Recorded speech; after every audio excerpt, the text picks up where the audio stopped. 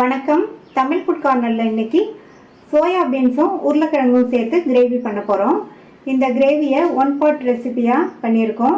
ரொம்ப ஈஸியாக வேகமாக செஞ்சிடலாம்.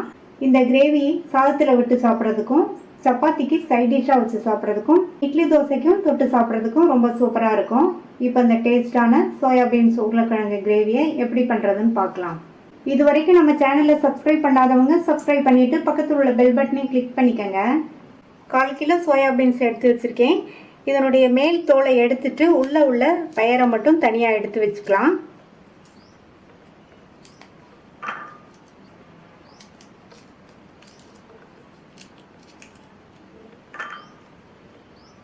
இதே மாதிரி எல்லாத்தையும் உரித்து தனியாக பயரை எடுத்து வச்சுக்கலாம்.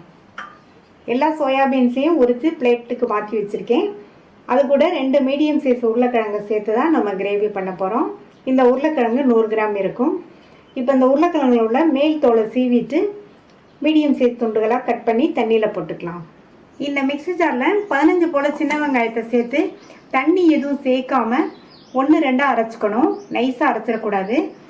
சின்ன வெங்காயம் இந்த கிரேவிக்கு நல்ல டேஸ்ட் கொடுக்கும். சப்போஸ் உங்கள்கிட்ட சின்ன வெங்காயம் இல்லைன்னா ஒரு பெரிய வெங்காயத்தை கட் பண்ணி சேர்த்து 1-2 அரைச்சிக்கோங்க.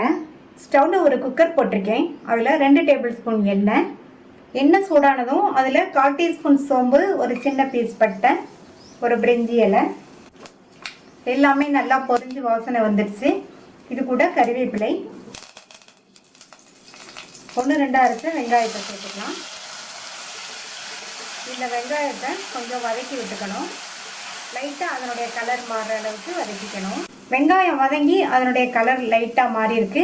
இதில் 1/2 டேபிள் ஸ்பூன் இஞ்சி பூண்டு விழுதை சேர்த்துட்டு இதையும் இதனுடைய பச்சை வாசனை போகிற அளவுக்கு வதக்கிக்கணும். இஞ்சி பூண்டு விழுது வதங்கிடுச்சு. இது கூட ஒரு மீடியம் சைஸ் தக்காளியை கட் பண்ணி சேர்த்து தக்காளி வதங்கிறதுக்கு கொஞ்சமாக உப்பு சேர்த்து இந்த தக்காளியையும் நல்லா வதக்கிக்கணும்.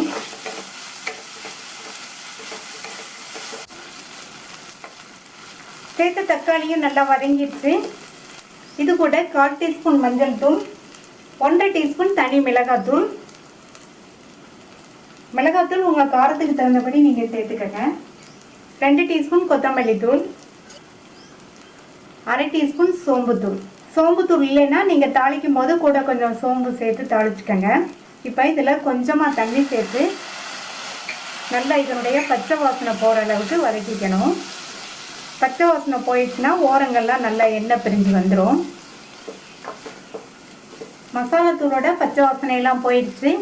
இது கூட 1 கப் சோயாபீன்ஸ், கட் பண்ண 100 கிராம் உருளைக்கிழங்கு இதை தண்ணியிலேருந்து எடுத்துட்டு இதில் சேர்த்துக்கலாம். இந்த கிரேவிக்கு தேவையான அளவு உப்பையும் சேர்த்துக்கணும். தக்காளி வதங்கும் போது கொஞ்சமாக உப்பு சேர்த்துருக்கோம். அதை ஞாபகத்தில் வச்சுட்டு சேர்த்துக்கோங்க. இப்போ இந்த மசாலாவிலேயே இந்த உருளைக்கிழங்கையும் சோயாபீன்ஸையும் நல்லா பிரட்டி விட்டுட்டு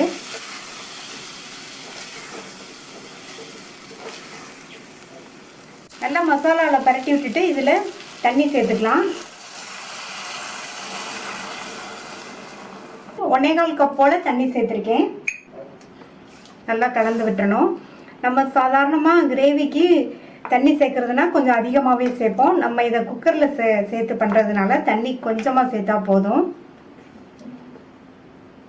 நல்லா மிக்ஸ் பண்ணி விட்டுட்டு இதில் 1/4 டீஸ்பூன் கரம் மசாலா தூளையும் சேர்த்து ஒரு தடவை நல்லா கலந்து விட்டுட்டு மூடி வச்சிடலாம்.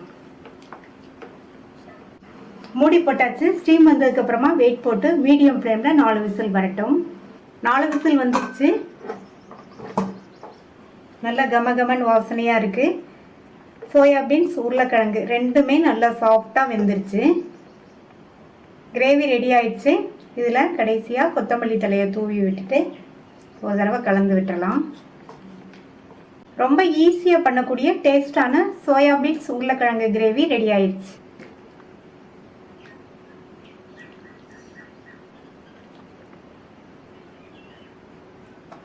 இந்த டேஸ்டான சோயாபீன்ஸ் உருளைக்கிழங்கு கிரேவியை ட்ரை பண்ணி பார்த்துட்டு உங்கள் கமெண்ட்ஸை சொல்லுங்கள்.